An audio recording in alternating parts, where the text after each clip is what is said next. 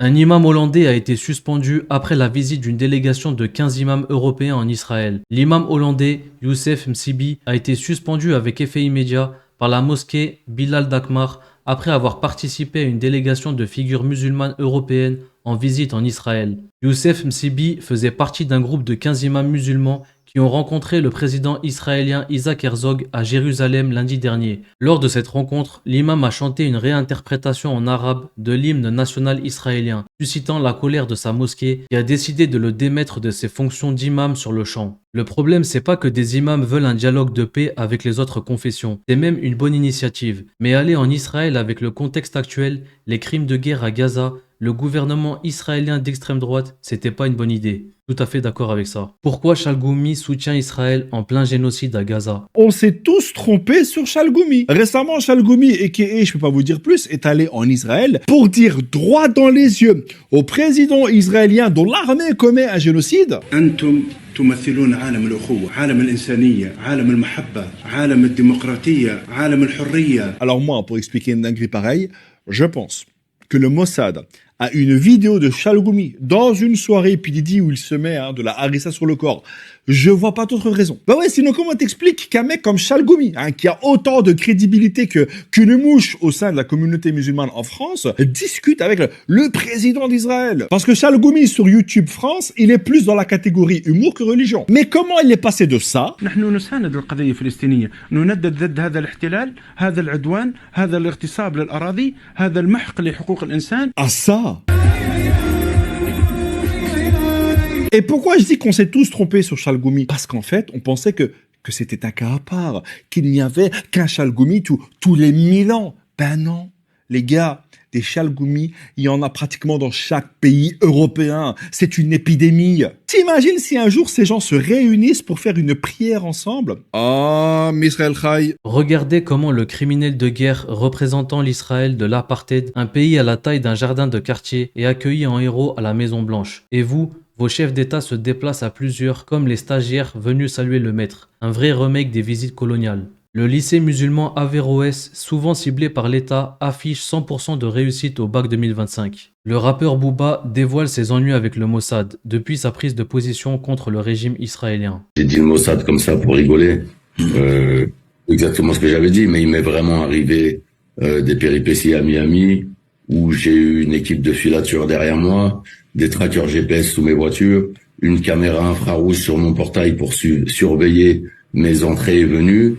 Donc ils ont payé des gens pour... Leur but c'était de me faire aller en prison et que je perde ma carte verte et que je sois déporté. Je sais que ça vient d'eux. Et voilà, c'est très grave ce qu'ils ont essayé de faire. Ils ont vraiment voulu me faire du mal. Ouais, c'était la guerre quoi. Tu sais, en Corse, au Pays Basque, en Palestine, tu sais, ils veulent l'indépendance. Il y a un message. Bonaymin est mort aujourd'hui, qu'il repose en paix. Et afin de lui rendre hommage, je vais vous montrer un passage où il avait attaqué les islamophobes comme CNews ou Pascal Pro. C'était vraiment un humoriste qui n'avait pas peur de dénoncer. Et moi, ce qui me rend ouf, en fait, c'est que face à cette bêtise, en fait, les réponses politiques, elles étaient encore plus bêtes, en fait. Quand après Nice, là, quand en France, ils sont partis en couille à parler de déchéance nationale, ils ont fait tout un pataquès sur la Burkini. Mais laisse les femmes être libres de leur corps, bordel. Laisse-les libres de leur parole. Elle veut se baigner en ninja. Laisse-la se baigner en ninja. Parce que c'est l'islamophobie, en fait. C'est la folie. Avant, c'est de l'islamophobie. On vous aimait pas les musulmans, mais tranquillou, tu vois. Tu sais, quand en 2011, là, on avait interdit la burqa, là, le grillage intégral. Ça concerne en France à peu près 3000 meufs sur les 6 millions de musulmans. C'est rien, rien du tout. Mais on a pris en otage tout le débat public pour en parler pendant des mois. Et on a stigmatisé toute une partie de la population française pour faire interdire ça. Et on n'a même pas utilisé la carte de la laïcité, non. On a utilisé une carte joker. Celle de, il faut pouvoir identifier une personne sur un lieu public. Tu fais une loi, parce qu'en ce moment, on a peur, et tu veux savoir qui se cache derrière des vêtements. Et à cause de ces teubés là, qui ont créé un climat de peur, aujourd'hui là, tu sais, je me dis en fait que tu sais, les vrais terroristes, tu sais, les terroristes qui utilisent la peur en fait, c'est pour obtenir le pouvoir, c'est nos responsables politiques, tu vois. Et moi j'aimerais qu'on fasse des vrais attentats terroristes, mais à base d'amour. Le ministère du Tourisme tunisien interdit toute restriction sur la tenue vestimentaire des vacanciers dans les hôtels. Désormais, Aucun hôtel, agence de voyage ou restaurant touristique n'a le droit d'imposer des règles vestimentaires ni d'intervenir via des badges, pictogrammes ou consignes visuelles. Cette mesure protège la liberté individuelle et garantit que chacun puisse profiter pleinement de son séjour dans le respect de la morale publique et des traditions. Toutes les femmes, y compris les femmes voilées, pourront se baigner tranquillement dans toutes les piscines et plages d'hôtels sans craindre d'être stigmatisées ou empêchées par la direction ou certains touristes. Pascal Boniface, Caroline Fourest participe à la politique de communication d'Israël. Elle diabolise ceux qui veulent faire respecter le droit international. Récemment, les propos sur LCI de Caroline Fourest et de Ruth Elkrief qui utilisent mot pour mot des éléments de langage de la propagande israélienne. Caroline Fourest, ça fait quand même très longtemps qu'elle participe à cette politique de communication d'Israël. D'abord en attaquant tous ceux qui émettent une critique de l'occupation israélienne. Tout de suite, ceux qui font ça sont proches du Hamas ou proches du Hezbollah. Si tu critiques l'occupation, t'es du Hamas. Tu peux pas être juste pour le droit international. Donc, elle a toujours diabolisé ceux qui faisaient respecter le droit international. Et là, effectivement, récemment, elle a fait une grosse opération de communication disant qu'il n'y avait pas d'arrêt de l'aide humanitaire pour Gaza. C'est qu'Israël l'avait interrompu pour mieux la réorganiser afin qu'elle ne soit pas contrôlée par le Hamas. Or, toutes les ONG humanitaires, mais absolument toutes, disent que l'opération menée par Israël avec une fondation américaine dirigée par des Israéliens était une catastrophe, qu'on a tiré sur des gens qui venaient chercher de l'aide humanitaire, que cette catastrophe était annoncée. Et donc, Caroline Fourest est dans la négation de la réalité. Elle ment en disant que tout s'est bien passé et qu'il n'y a pas de blocus, alors qu'Israël a déclaré un blocus sur l'aide depuis début mars. Et que tout le monde le sait, tout le monde le dit, sauf elle. Rappelons qui a produit le film de Fourest. Dominique Romano, président de l'association Génération Israël et engagé volontaire à Tzahal. Claude Solars, président d'honneur de la Fondation France-Israël. Moshe Ederi, décrit par Haaretz comme proche de la famille de Netanyahou. L'association Dédé Force de Frank Tapiro qui avait organisé le gala de la honte avec le porte-parole de l'armée israélienne en invité d'honneur, quiz moqueur sur les victimes palestiniennes à Gaza, apologie de crimes de guerre et crimes contre l'humanité, propos racistes, sera peut-être bientôt dissoute. Le ministre de l'Intérieur Bruno Retailleau vient de me répondre que les éléments que je lui ai transmis nécessitent bien l'ouverture d'une enquête sur Dédé Force, son fondateur et ses membres. Le député apparenté LFI Émeric Caron avait demandé début juin la dissolution de Diaspora Défense Force, une association cofondée par le publicitaire Frank Tapiro et dont le but est de réunir et fédérer les meilleurs talents pour défendre l'image de la diaspora et d'Israël. Vers la dissolution d'un lobby militaro-sioniste, l'association Diaspora Défense Force, fondée par Frank Tapiro, est sous le coup d'un examen ministériel pour une possible dissolution, selon Bruno Retailleau, une requête portée par Émeric Caron. Pourquoi la DDF est accusée de proximité idéologique avec Tzahal,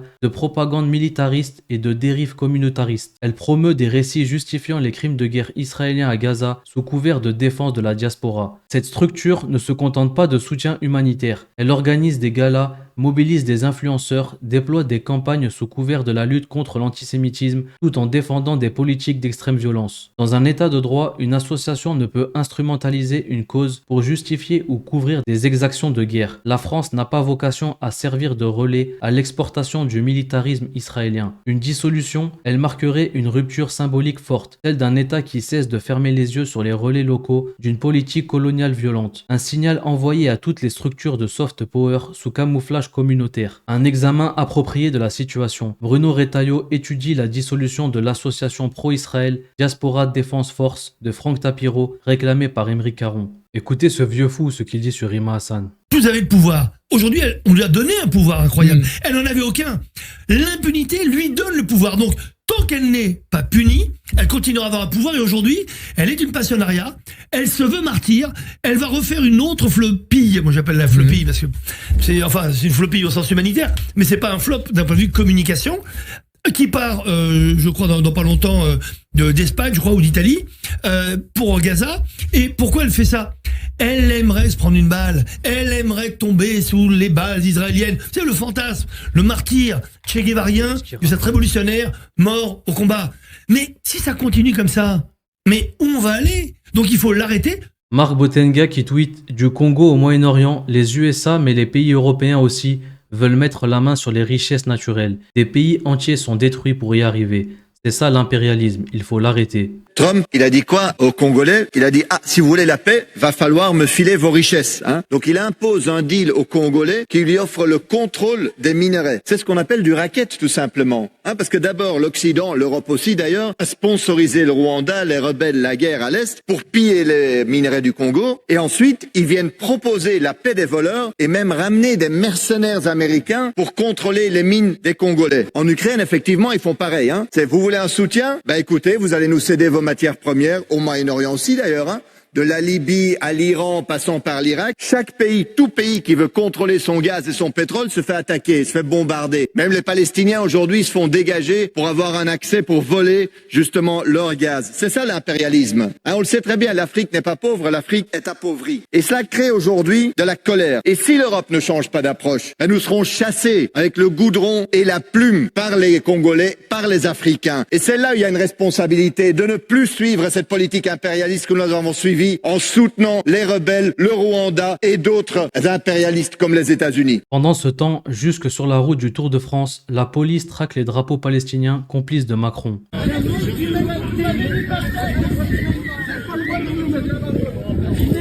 Tour de France de Caen. Ah, vous me faites mal! Vous me faites mal, arrêtez! Arrêtez!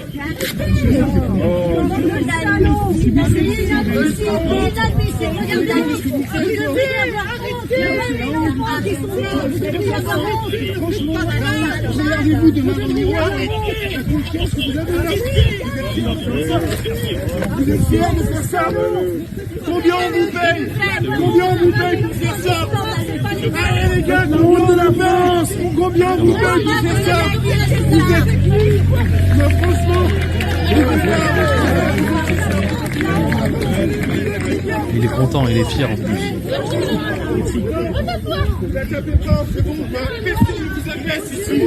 Vous êtes venus nous agresser, c'est la honte que vous faites. Vous êtes juste des soutiens des génocidaires. Qu'est-ce que vous cherchez, monsieur? C'est pas vos chefs qui vous ont demandé en plus. Thomas Guénolé qui continue à mettre en PLS des pro-génocidaires. Thomas Guénolé, si je vous envoie le lien de cette pétition, vous la signez, la tribune de Isaac Atia? Non, pour au moins deux raisons. D'abord parce que je ne suis pas compétent, je ne suis pas historien spécialiste de la Shoah ou spécialiste des génocides. Et ensuite parce que je préfère suivre l'avis de gens qui ont cette qualification, en l'occurrence Amos Goldberg, qui est titulaire de la chaire d'études sur la Shoah à l'université hébraïque de Jérusalem, il dit que c'est un génocide. Daniel Blattman, qui est historien israélien spécialiste de la Shoah à l'université hébraïque de Jérusalem, il dit que c'est un génocide. Et Omar Bartov, qui est un historien israélien spécialiste de l'Holocauste et des génocides, il dit que c'est un génocide. Donc oui, je n'ai rien contre l'opinion exprimée par une linguiste, et moi je suis politologue, donc ce n'est pas mon domaine de spécialité, ce n'est pas son domaine non plus, je n'ai aucun problème avec ça. On a tous le droit d'avoir un avis, mais je vais suivre l'expertise exprimée par ces historiens spécialistes des génocides qui eux du coup savent de quoi ils parlent. Sarah Knafo, vice-présidente de l'intergroupe chrétien d'Orient à l'Union européenne, a indigné plusieurs internautes en ignorant les chrétiens palestiniens de Taïbé, victimes des violences quotidiennes des colons israéliens. Alerte, Akon City, la ville futuriste à 6 milliards imaginée par Akon au Sénégal, vient d'être abandonnée après 5 ans de retard. À la base, ça devait ressembler à ça, mais finalement, ça ressemble à ça. Info Le Monde, le milliardaire Sterrin devient le principal suspect par la justice. Le milliardaire d'extrême droite aurait, selon les enquêteurs, dissimulé ses propres prêts destinés au RN à travers l'usage de fausses identités, une infraction grave. Perquisition en cours au siège du Rassemblement national sur des soupçons de financement illicite des dernières campagnes du parti. Le silence des médias assourdissant, ce que la censure israélienne vous cache. Selon plusieurs sources israéliennes, Netanyahou a fait censurer toute info sur 5 bases militaires qui ont été fortement touchées. Selon une source fiable des renseignements russes, document à l'appui, la riposte de l'Iran aurait tué 6 généraux israéliens, 32 agents du Mossad, 78 du Shin Bet, 198 officiers de l'armée de l'air, 462 soldats, 11 scientifiques nucléaires, 423 réservistes. Silence chez nous. Yémen. En mer Rouge, la défense antiaérienne yéménite a fait échouer une opération de 30 avions sionistes. 10 ont dû retourner à leur base avec leur chargement et les autres n'ont atteint aucune de leurs cibles et ont dû parfois se délester en mer. Et les porte-avions US n'osent plus s'approcher des côtes. Trop vulnérables. Silence chez nous. Autre problème. Au moins un des fameux avions furtifs F-35 a été abattu au-dessus de l'Irak. Et début juillet, l'Ukraine perdait son 4e F-16 en un an. Une fois encore, le pilote est mort avant d'avoir pu s'éjecter. Ces chasseurs, qui étaient censés renverser le cours de la guerre, sont devenus, écrit un analyste, des tombeaux volants pour les rares Ukrainiens formés à les piloter. Donc, c'est tout le problème de la machine industrielle de guerre US qui explose, c'est le cas de le dire.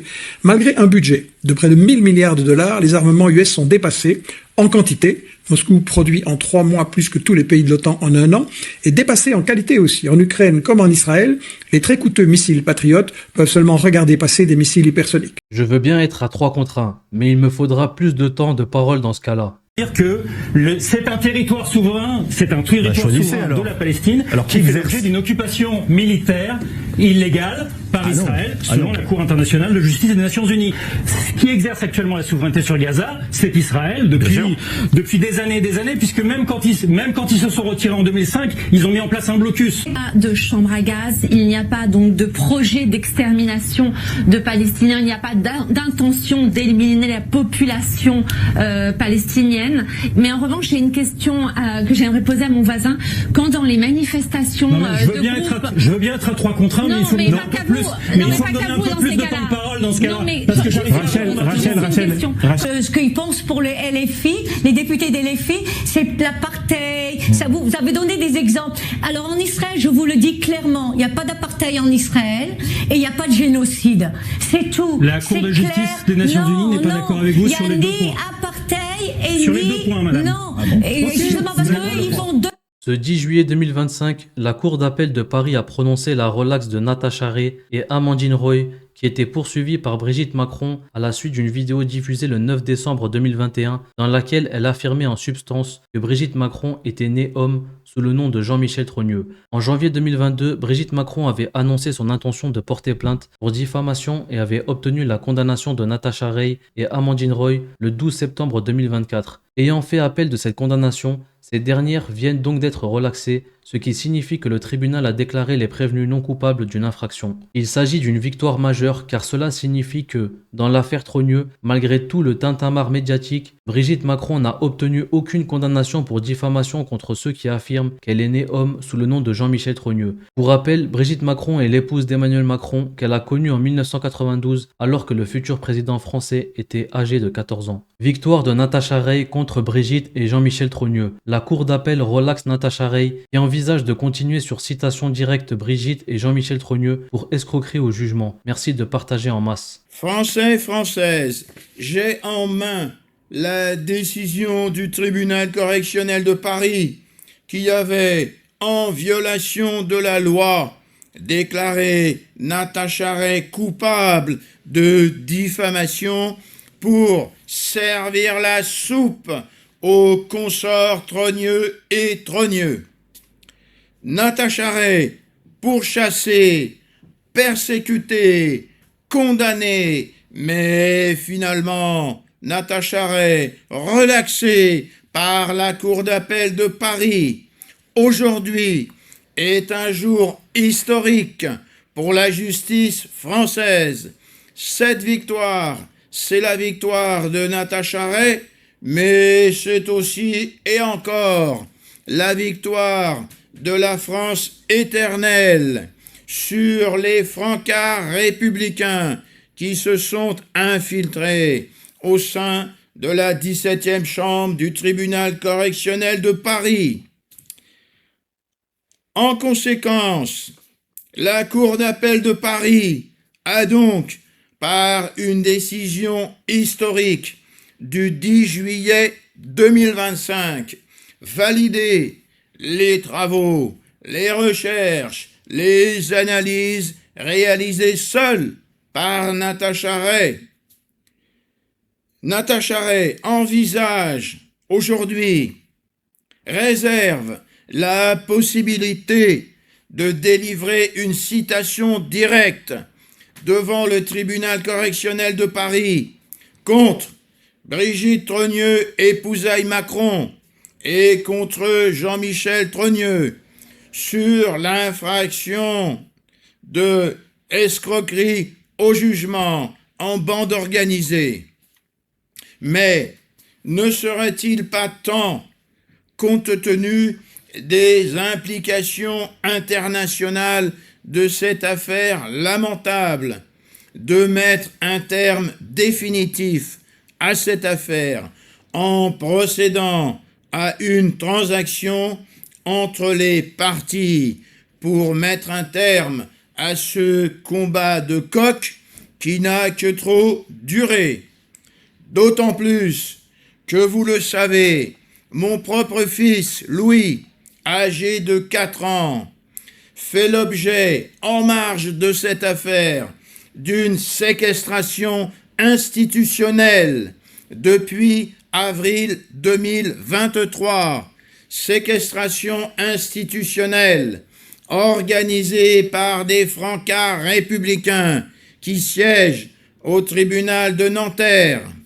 Une séquestration institutionnelle conduite en violation de la Convention internationale de protection des droits des enfants, et cette situation a déjà été dénoncée sur le plan international par Candace Owens au mois de janvier 2025.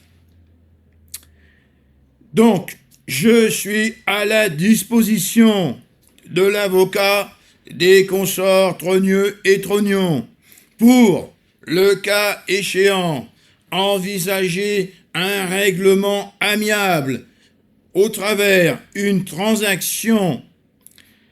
À défaut, Madame Brigitte Trogneux, épousaille Macqueron, et son frère Jean-Michel Trogneux devront comparaître devant le tribunal correctionnel pour rendre des comptes sur cette infraction infamante d'escroquerie par jugement en bande organisée.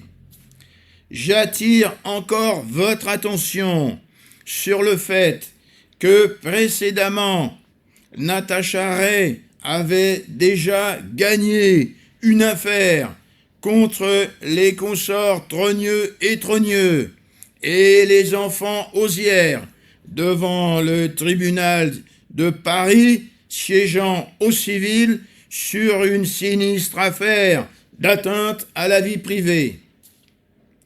En conséquence, une solution amiable serait préférable. J'attire encore votre attention sur le fait que dans les provinces de France se constituent partout actuellement des comités d'ordre public qui appellent Natacha Ray à se déclarer candidate à l'élection présidentielle pour nettoyer les écuries d'Augias à l'Élysée, au Parlement, au Sénat, à l'Assemblée nationale et partout dans nos institutions. Bref, je suis dans l'attente de ce qui sera décidé par les consorts Trogneux et Trogneux sur une éventuelle solution amiable. Vive Natacha Ray, vive la France libre et vive la France éternelle. Aidez-nous! Avec toute l'actualité qu'on a vue, donnez-moi vos avis en commentaire.